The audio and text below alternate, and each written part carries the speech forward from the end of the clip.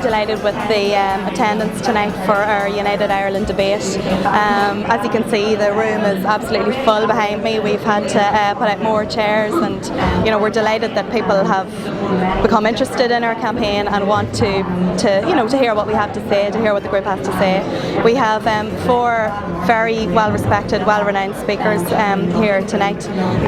We have journalist Garland, we have Mary Lou McDonald TD, we have Dr.Conor Patterson, an economist, and we have Senator Jim Darcy. The event's been chaired by Eamon Mallie. We're absolutely delighted that he's participating as well, and I wouldn't want to be on the stage. I'm glad it doesn't have to be me, it's other people. We have a diverse panel, we have different viewpoints, and we're hoping that everyone puts their point of view across, and we have a great debate. Even how the country came to be partitioned, if we just even park that and just examine what it has meant and what the consequences of partition have been. They have been, by definition, divisive, and they have, by my estimation, it has been instrumental in slowing down, retarding social and economic development right across the country. On a pure common sense basis, it makes absolutely no sense on such a small landmass with such a small population to have 2 of everything. Replication of health services, education services. It makes absolutely no sense to have, for instance, agencies from the one country competing with each other to attract investment. All of that is illogical, and if anybody uninitiated in the history of Ireland just landed in this country and took a look around, they'd say, what in the name of God is going on here? It just flies against all concepts of good sense and efficiency. But more importantly, I would say this: partition served to reinforce really perverse ideas that we had about ourselves and about each other. So the very idea, think about it, a theocratic state, a Protestant parliament for a Protestant people. Now you can explain that historically as to why that came about, but look at it objectively. Who would support the notion of a state, the northern state or the southern state, dedicating itself to one form of religious dogma?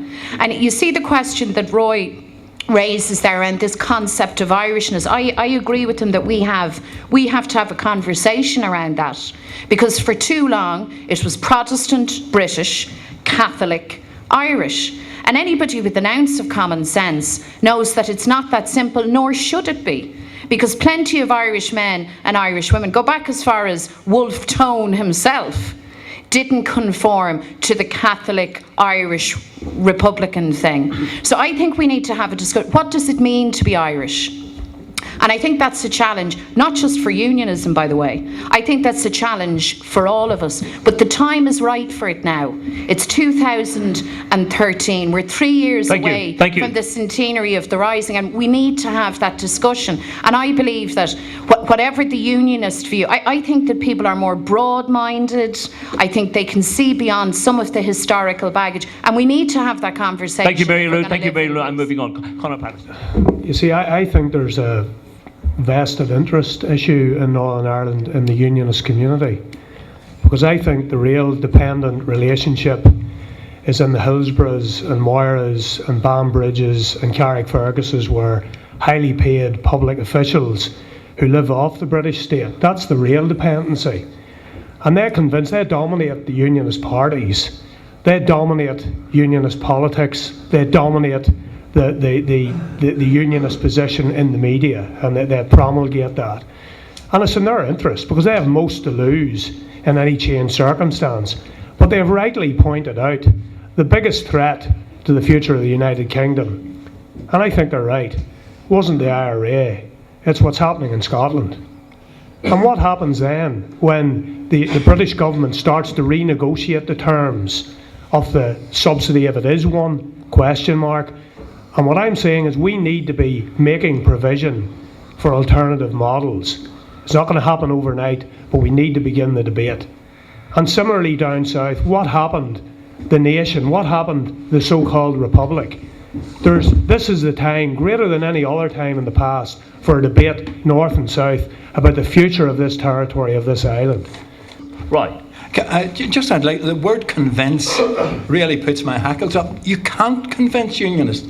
In other words, that's why I'm saying, I've said a long time ago, in fact I passed a thesis I did on the UVF to Sinn Féin, and one of the things I made clear in that was, if you want a united Ireland, forget it. Because you'll never convince people of it. If you try to convince, I know them. I grew up in the Shankill Road, I was in the Orange Order, I was in everything. And I know that to promote it is actually to defeat it. So what you've got to do is make Northern Ireland work, and eventually people, I believe, might see that they'll certainly see an Irish dimension, and that will develop. And the idea, I had to come down here when I first came down to the Republic. I'm talking about here, saying this is a republic. When I used to come first, when I first came down to the Republic, I felt I was in a totally alien state. The Irish language, the Catholic statues and so on really alienated me, and I felt from I came down till I got back I was alienated. I've broken that by simply coming down here, mixing with Republicans, Catholics, Nationalists, you name it, and seeing that they have that we all have our valid historical understandings and interpretations. We've got to respect each other and accept each other as we are. What I'm suggesting, there is great support for a united Ireland in principle, but I think it's a bit like St. Augustine said, Lord, make me good, but not yet. And I think that's what this, and the economic situation in the South has an influence on it. But as you ask me, the poll I'm referring to is the year-on-year poll from Queen's University from 2008 to 2011, whereas in 2008, 26% of nationalists said they would prefer to stay in the United Kingdom.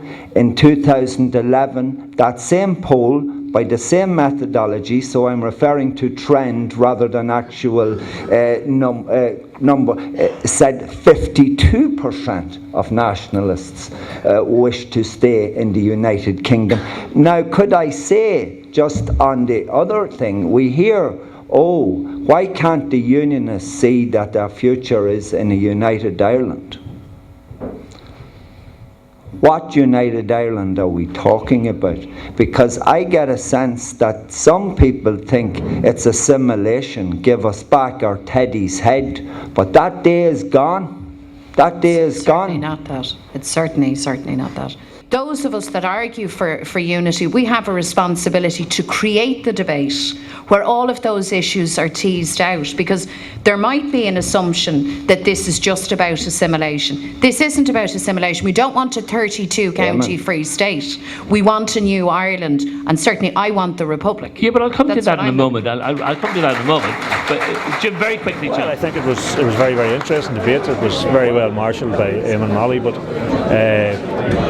it was, I thought in the audience there was an overwhelming view, which you'd expect from an area like this, in support of the border post, border reunification, but there were quite a variety of views within that, and I think that was important, and I think it's very clear from the discussion with the panel and from the audience that there's a huge amount of work to be done in terms of moving this debate forward, and I think that tonight was a good step in relation to that, but you can quite clearly see that this needs to happen right across Ireland to build this debate about a new Ireland and what people want to see in a new Ireland. And it was very clear from tonight that people don't just want an absorption of the 6 counties into the 26 counties, but they want a genuinely new country, and that's the debate that needs to be had.